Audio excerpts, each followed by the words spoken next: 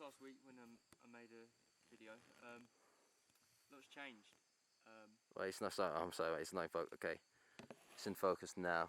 Go. So since last week, lots kinds of changed. Like obviously we were unsuccessful in trying to find a flat land, which meant our whole plans had to change, which meant we came back here, and we tried to focus a lot on, fishing and stuff like that. So Dan, stepped up, sort of tried out different methods. We sort of went down to the stream, and sort of went the way that in the back of my mind I thought I knew it would go, which is it went unsuccessful. We didn't come out here with any sort of fishing equipment, nothing like that. None of us had really fished either, like properly, back in the UK. So I did think it was not going to be as successful, but it was nice to have that little bit of hope. But that's now gone. It's worth trying, wasn't it? But yeah, we knew it was going to be very difficult because we didn't have experience. But yeah. So that was one thing. But hunger hasn't massively affected our morale. It's affected energy, and I've seen a big change in Dan over the last few weeks. Like when we first come out here, I've seen Dan adapt to situations a lot more. Sort of in the first week, he was very sort of headstrong. This is how we wanted it to be done. Throwing out orders, sort of left, right, and centre. Thinking this is the film that he wanted to make.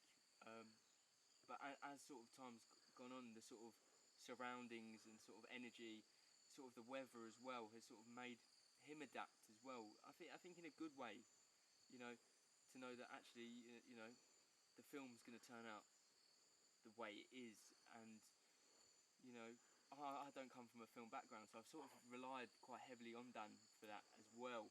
But as time's gone on, we're both having input on, how we want certain things, what we want certain things to do. So, especially now, sort of definitely becoming sort of more equals, whereas most probably in week one I was leaning on him too much, and he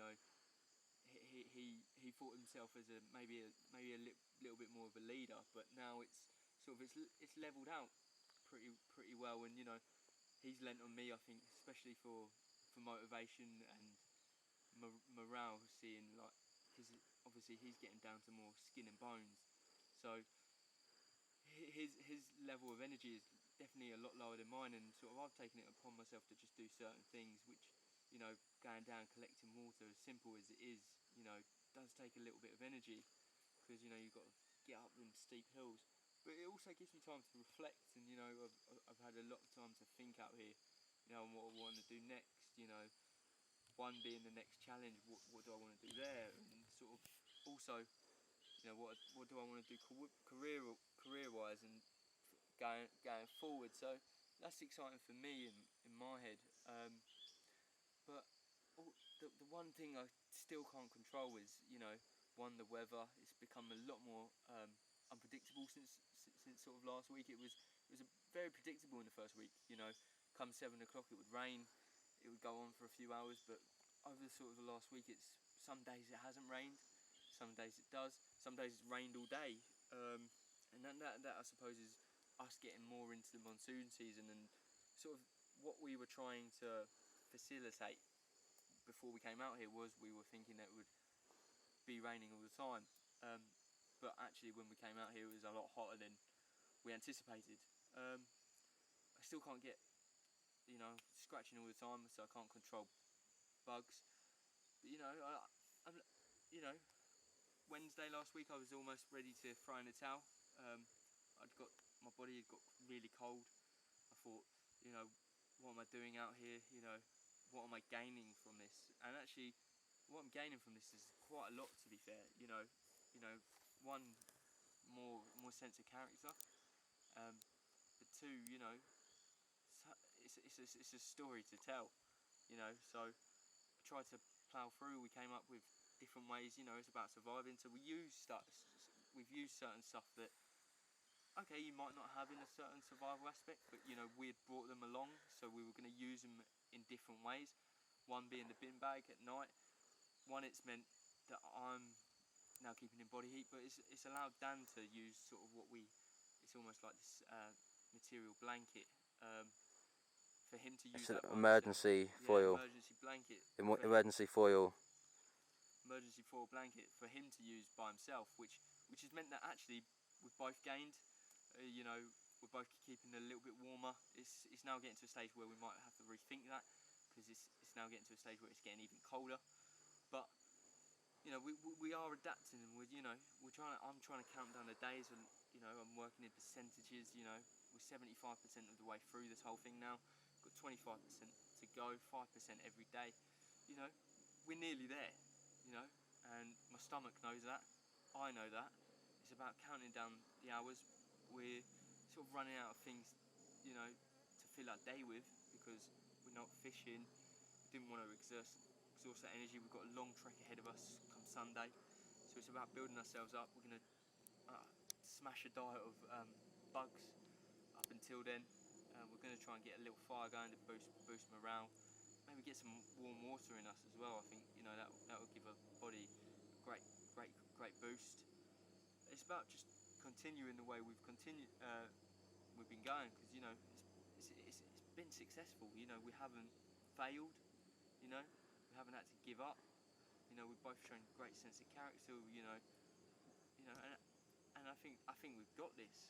And you know, it'd be interesting to see once we finish this, where we can take on maybe next journey. You know, can we step it up a gear? Can we, you know, do stuff differently? And I'm looking forward to it. Yeah, so this whole kind of project's been very interesting. Kind of learned a lot of things out here so far.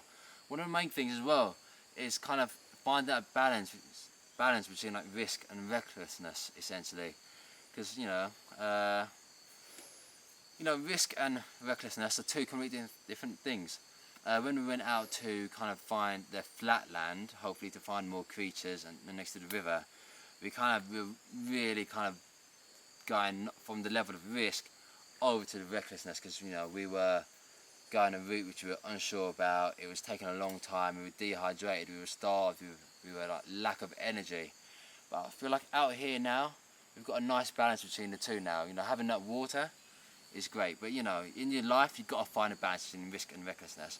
But often, the thing with risk and recklessness is that they both sometimes offer big like rewards.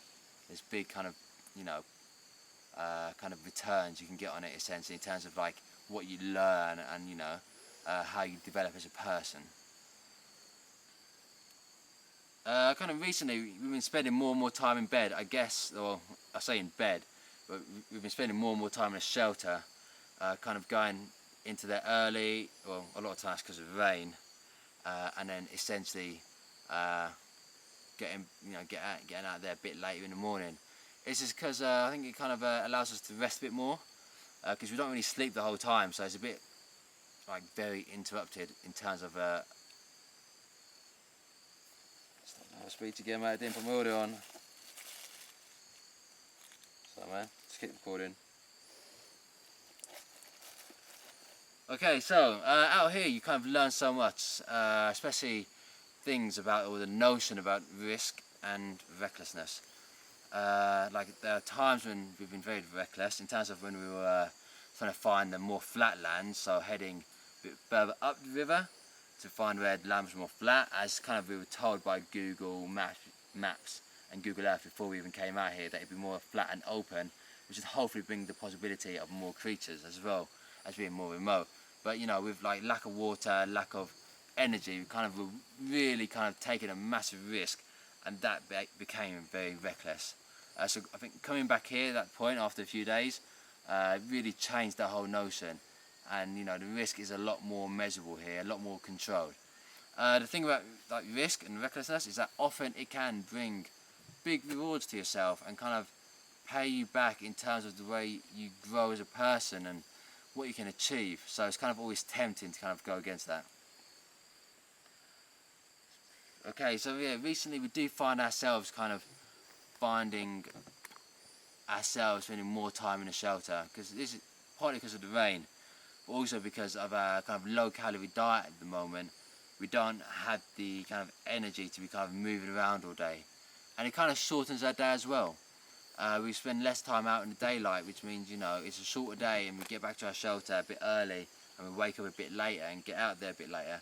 But because, you know, we're not eating too much food, we need to slow down our metabolism. And the best way to slow down your metabolism is to kind of stop moving.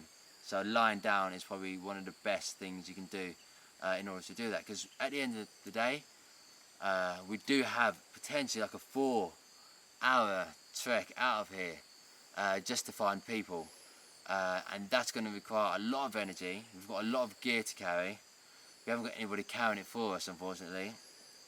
We don't have any kind of car planned or any way to get out other than walking, so it's going to be quite a big trek, and we need the energy for that. And that is, you know, that is our main thing at the moment. That's our main challenge that's going to be coming up, being able to make that trek.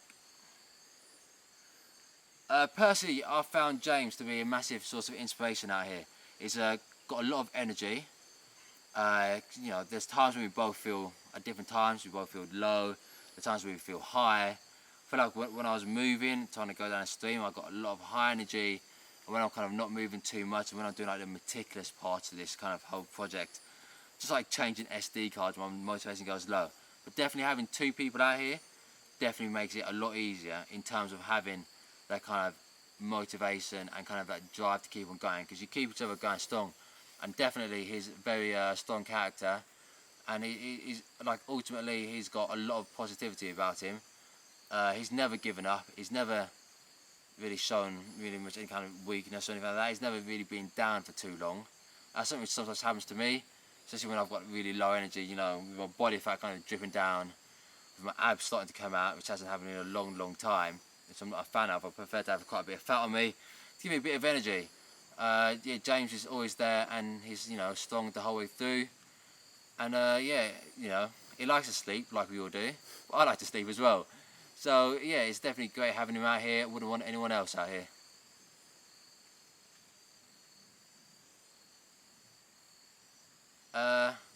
One thing I do wish we knew out here was kind of knowledge of mushrooms.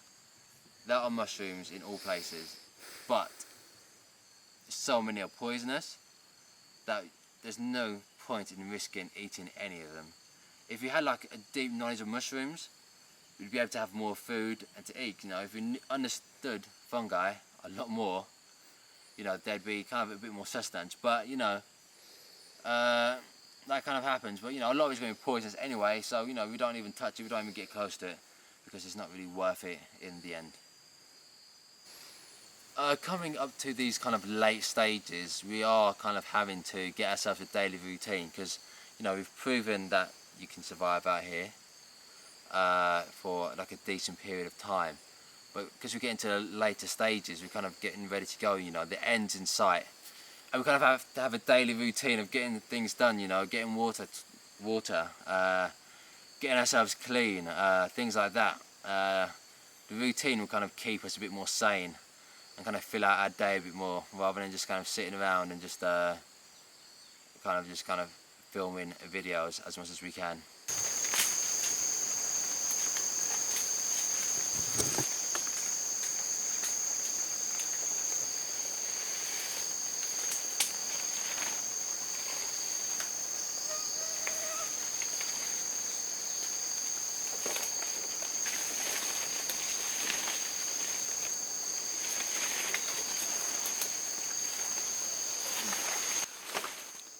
Yet again in Malaysia in this monsoon season, it's pouring down during the day for the thunderstorms.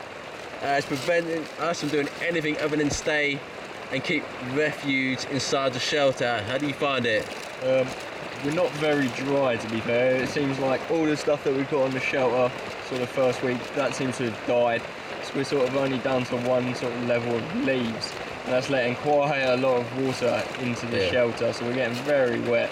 It's super wet, as you can see outside. We've had to put the night vision on just because it's getting dark outside.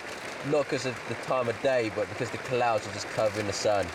We've also had to bring in a lot of twigs and sticks that we were keeping dry outside, just so we can kind of keep them dry inside our shelter and hopefully use them to make fire when we get the opportunity. Here we go, just another time lapse of us kind of repairing our shelter after it was, storming during the day.